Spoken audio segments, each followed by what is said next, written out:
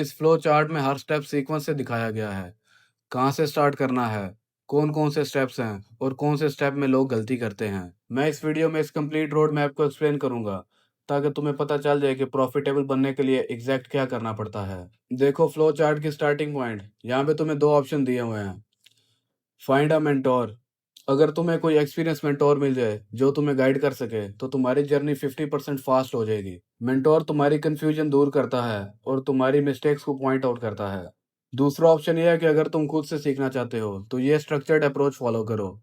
इस पॉइंट पे सबसे बड़ी गलती ये होती है कि लोग रैंडम यूट्यूब वीडियोस देखते हैं और वो समझते हैं कि वो सीख गए हैं। इसलिए स्ट्रक्चर्ड अप्रोच काफ़ी ज़रूरी है। अब फ्लो चार्ट में देखो, सबसे पहला स्टेप मास्टर द बेसिक्स है। इस स्टेप में तुम्हें फाउंडेशन बिल्ड करनी है। मार्केट मैकेनिक्स समझो। मार्केट मेकर क्या काम करते हैं मार्केट में, लिक्विडिटी क्या होती है मार्केट में, कैंडल की मैकेनिज्म और बेसिक कैंडल स्टिक पैटर्न समझो। सिर्फ कैंडल स्टिक पैटर्न समझने नहीं है, उनकी साइकोलॉजी भी समझो। डोजी किस लिए काम करती है, हैमर क्यों बनती है। डिफरेंट टाइप्स के ऑर्डर समझो, market order, limit order, stop loss, take profit. इस स्टेप पे लोग सबसे बड़ी गलती ये करते हैं कि 2-3 वीडियोस यूट्यूब पे देख के समझते हैं कि उनको बेसिक्स आ गई है। दूसरी कॉमन मिस्टेक लोग ये करते हैं कि बेसिक्स को बोरिंग समझ के स्किप कर देते हैं और बोलते हैं कि बेसिक्स तो मुझे आते हैं, और यही उनके फेलियर का रीज़न बनता है। अगर तो तुमने बेसिक अंडरस्टैंड कर ली है सारी, तो फिर तो तुम अगले स्टेप पे जाओगे। लेकिन अगर तुमने बेसिक अभी तक कंप्लीटली अंडरस्टैंड नहीं की, तो तुम दोबारा इसी स्टेप पे आओगे।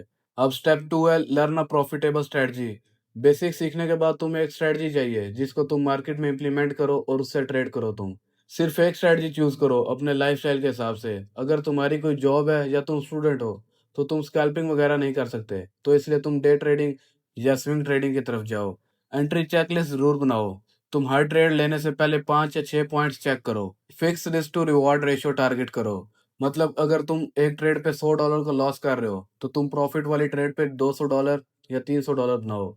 इस पॉइंट में लोग सबसे बड़ी गलती ये करते हैं कि जब उनकी स्ट्रेटजी में थोड़ा सा लॉस होता है, तो अपनी स्ट्रेटजी चेंज कर देते हैं। लेकिन स्ट्रेटजी हॉपिंग लोग करते क्यों है? वो होता है लैक ऑफ पेशेंस और इंस्टेंट ग्रेटिफिकेशन की वजह से।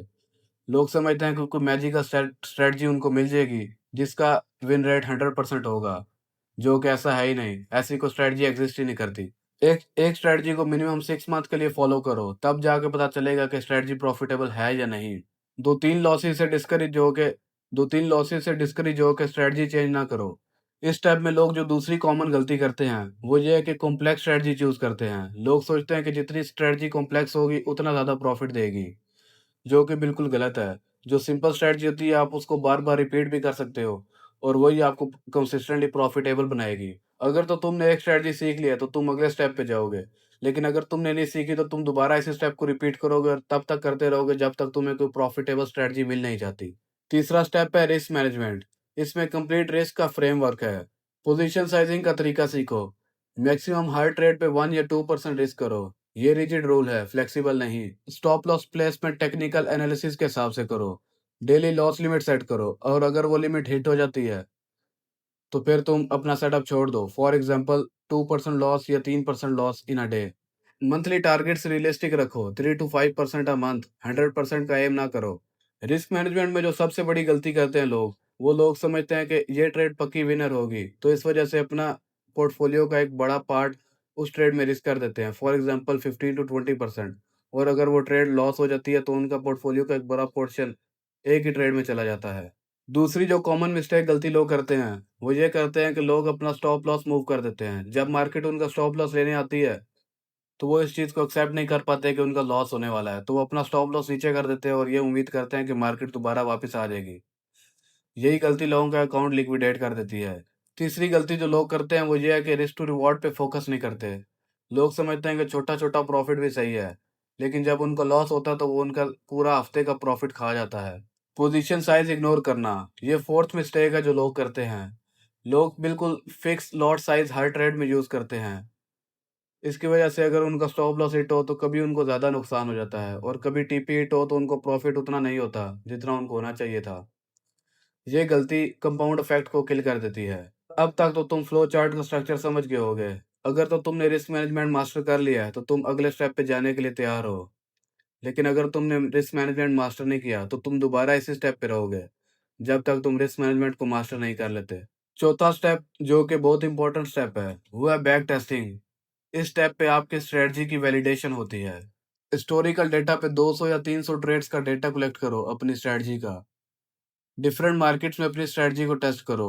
Bull market, bear market, sideway market, और चेक करो कि आपकी स्ट्रेटजी हर मार्केट में कैसा परफॉर्म कर रही है। Win rate, average profit loss, maximum drawdown limit, profit factor, ये सब चीज़ें कैलकुलेट करो। इस स्टेप पे आके लोग सबसे बड़ी गलती ये करते हैं कि वो टाइम को चेरी पिक करते हैं। लोग वो टाइम सेलेक्ट करते हैं जिसमें बुलिश मार्केट थी। बुलिश मार्केट में मैक्सिमम स्ट्रेटजीज अच्छा काम करती हैं, लेकिन बेयर मार्केट में स्ट्रेटजीज खराब हो जाती हैं। जैसे 2022-2023 की बेयर मार्केट है, उसमें स्ट्रेटजीज की अच्छी परफॉर्मेंस नहीं होती। दूसरी जो मोस्ट कॉमन मिस्टेक है जो लोग करते हैं इस स्टेप में, वो है कि छोटा सैंपल साइज का डेटा निकाल के कहते हैं कि स्ट्रेटजी वैलिडेट हो गई है। वो समझते हैं कि 20 या 30 ट्रेड्स का डेटा लेके वो स्ट्रेटजी से प्रॉफिटेबल हो जाएंगे, जबकि ऐसा बिल्कुल नहीं है। आपको मिनिमम 100 ट्रेड चाहिए ताकि आपको स्टैटिस्टिकली पता चल जाए कि आपकी स्ट्रेटजी के एनालिटिक्स क्या हैं। अगर तो तुमने बैक टेस्टिंग की और तुम्हारी स्ट्रेटजी अच्छी प्रॉफिटेबल है तो तुम नेक्स्ट स्टेप पे जाओगे। लेकिन अगर तुम्हारी बैक टेस्टिंग में स्ट्रेटजी प्रॉफिटेबल नहीं है तो या तो तुम स्टेप 2 में जाओगे और अपनी स्ट्रेटजी को मॉडिफाई करोगे, या फिर तुम स्टेप 3 में आओगे और अपनी रिस्क मैनेजमेंट को मॉडिफाई करोगे। अब स्टेप 5 पे आ जाते हैं। स्टेप 5 है फॉरवर्ड टेस्टिंग। अब तुम रियल मार्केट में अपनी स्ट्रेटजी को टेस्ट कर रहे हो, जो कि बैक टेस्टिंग से कम्प्लीटली डिफरेंट है और मुश्किल है। लाइव मार्केट में डिसीजन लेना काफ़ी मुश्किल होता है। मार्केट कई दफ़ा गैप अप देती है, कई दफ़ा गैप डाउन देती है, कई दफ़ा वॉलेटिलिटी बहुत ज़्यादा हो जाती है। तो तुम्हें ये सब चीज़ें भी हैंडल करनी पड़ेंगी। क्योंकि तुम लाइव मार्केट में ट्रेड कर रहे हो तो तुम्हारी साइकोलॉजी भी इससे इम्प्रूव होगी और तुम्हारी एग्जीक्यूशन स्किल भी इम्प्रूव होंगी। पेपर ट्रेडिंग में लोग सबसे बड़ी गलती ये करते हैं कि वो कहते हैं कि ये डेमो मनी है, ये रियल मनी नहीं है। तो वो इसको केयरलेसली स्पेंड कर देते हैं और इसको ट्रेड प्रॉपर तरीके से नहीं करते। दूसरी गलती लोग ये करते हैं पेपर ट्रेडिंग में, वो 1 या 2 ट्रेड्स लेते हैं अपने पेपर ट्रेडिंग अकाउंट में और कहते हैं अब हम प्रॉफिटेबल हो गए हैं। तुम्हें मिनिमम 1 या 2 हफ्ते पेपर ट्रेड करना है। तीसरी गलती जो पेपर ट्रेडिंग में लोग ये करते हैं कि वो अपनी ट्रेड्स को जर्नल नहीं करते। इसलिए अपनी ट्रेड्स को जर्नल करो ताकि तुम्हें पता चले कि तुम्हारी पेपर ट्रेडिंग में क्या गलती हो रही है। और अगर तुम्हारे पेपर ट्रेडिंग में रिजल्ट्स इनकंसिस्टेंट हैं या बैक टेस्टिंग जैसे नहीं आ रहे, तो तुम दोबारा बैक टेस्टिंग पे जाओगे। और अगर तुम्हारे रिजल्ट्स बिल्कुल वैसे ही आ रहे हैं जैसे तुमने एक्सपेक्ट किया था और जैसे बैक टेस्टिंग में तुम्हारे रिजल्ट्स आ रहे थे, तो तुम अगले स्टेप पे जाने के लिए तैयार हो।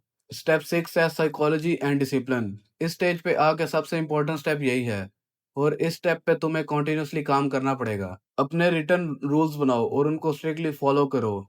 इमोशन कंट्रोल करने के लिए टेक्निक सीखो, मेडिटेशन सीखो, स्ट्रेस मैनेजमेंट की टेक्निक सीखो। अपनी स्ट्रेटजी को कंसिस्टेंटली अप्लाई करते रहो मार्केट में। अपनी स्ट्रेटजी से डिविएट नहीं होना। डिसिप्लिन में सबसे बड़ी प्रॉब्लम रिवेंज ट्रेडिंग है। जब एक लॉस होता है तो लोग दूसरी ट्रेड साथ ही ले लेते हैं ताकि वो लॉस रिकवर हो जाए। दूसरी मिस्टेक लोग ये करते हैं कि वो ओवर ट्रेड करते हैं। बोर हो रहे होते हैं तो ट्रेड लगा लेते हैं या ग्रीड की वजह से ट्रेड लगा लेते हैं। फोमो तीसरी मिस्टेक है। मार्केट को ऊपर जाते हुए बगैर अपनी एंट्री चेकलिस्ट फॉलो किए ट्रेड में एंटर हो जाते हैं। अपनी स्ट्रेटजी के रूल्स मॉडिफाई करते हैं, ये चौथी मिस्टेक है। जब मार्केट कॉन्टिन्यूसली लूजिंग स्ट्रीक दे रही होती है तो उनमें पेशेंस नहीं होता, तो अपनी स्ट्रेटजी को मॉडिफाई करने लग जाते हैं। ये सबसे बड़ी गलती है। पांचवी मिस्टेक ये है कि लोगों में पेशेंस नहीं होता। लोगों को एक्साइटमेंट चाहिए, इसलिए वो कोई ना कोई ट्रेड हमेशा ओपन रखते हैं। लोग मंथली टारगेट्स रियलिस्टिक नहीं रखते और वो एक ये चीज समझते हैं कि उनको डेली प्रॉफिट होना चाहिए, जबकि ऐसा बिल्कुल नहीं होता। आपके कई रेड वीक्स आएंगे, कई रेड मंथ्स आएंगे। स्टेप 6 और स्टेप 5 दोनों साइड बाय साइड चल रहे होंगे।